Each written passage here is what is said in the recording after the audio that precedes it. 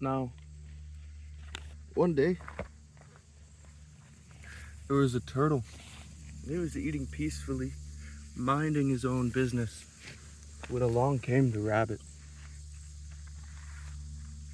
Now, the rabbit, like all little wicked rabbits, man, he was full of mischief, you know?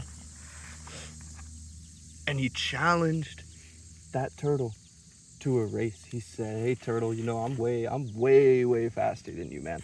I bet you I could beat you in a race. I bet I could beat you in a race. I'll tell you what, to, hmm, I'll race you to those trees over there, like 500 yards away."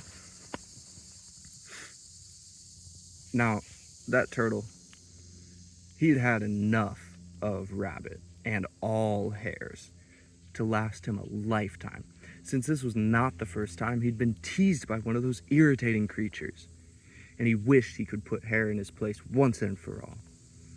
He thought for a moment and said, "Speed is not everything, Rabbit.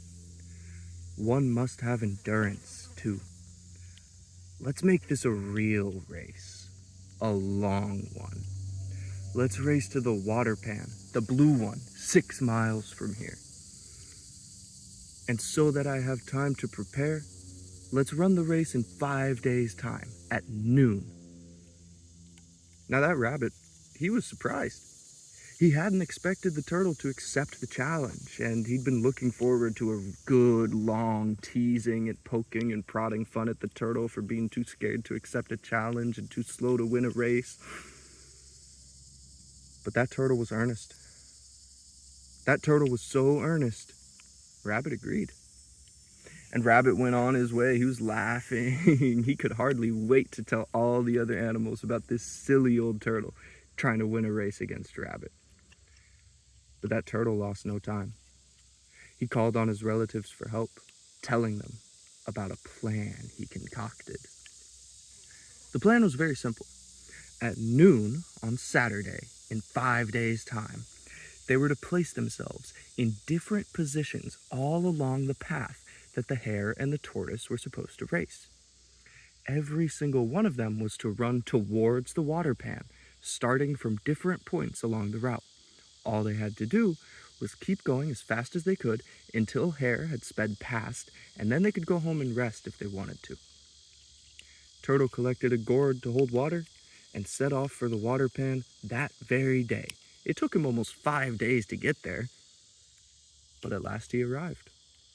At noon on Saturday, he filled his gourd with water and settled down to wait. Meanwhile, Rabbit had arrived at the starting point at the agreed time, and there he found Turtle's cousin. It did not occur to Rabbit that this was an entirely different turtle. They greeted each other, and the race began. Rabbit was out of sight in a twinkling, and Turtle's cousin plodded off on his way, laughing to himself. Now Rabbit was laughing too until he reached the first rise, and there was Turtle ahead of him. Well, actually, it was Turtle's brother, stumbling along as fast as he could go. Rabbit ran faster and faster, and soon he was out of sight. He was kind of confused, and as the race went on, he became more and more confused. Over each hill, Rabbit found Turtle in front of him, but each time he overtook him, running like the wind, Turtle would laugh loudly. By now, that rabbit, he was thinking that Turtle must have learned to fly. Well, it was pretty hot, being midday, and the sun was beating down, and he had no water, and that watering pan was still like 2 miles away, and Rabbit, he was terribly thirsty. He came over the next rise to find, again, Turtle in front of him. And in desperation, Rabbit put on his last burst of speed, his heart pounding, every muscle straining, and at last he came in sight of the watering pan.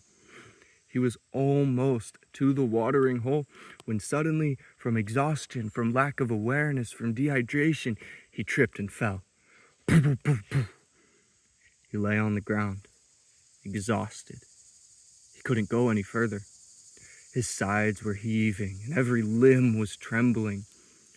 And after a few moments, he staggered to his feet, weary and woozy, light-headed and swirly. And what do you think he saw when he looked up? Well, it was Turtle, walking towards him from the watering pan, carrying a gourd of cool, clear water. Now this sight was more than Rabbit could stand, and he fainted from shock and exhaustion. Well, Turtle revived Hare by sprinkling cold water over his face, and when Rabbit came around, that Turtle said in a soothing voice, "Drink this, my poor friend. I had an idea that you might be needing it. The endurance of some animals is not quite what they claim it to be." And he chuckled quietly to himself. So it was that slow old turtle beat Rabbit at his own game. Clever and tricksy as he was, that Rabbit did not have the common sense to see that he'd been made a fool of. Thank you very much.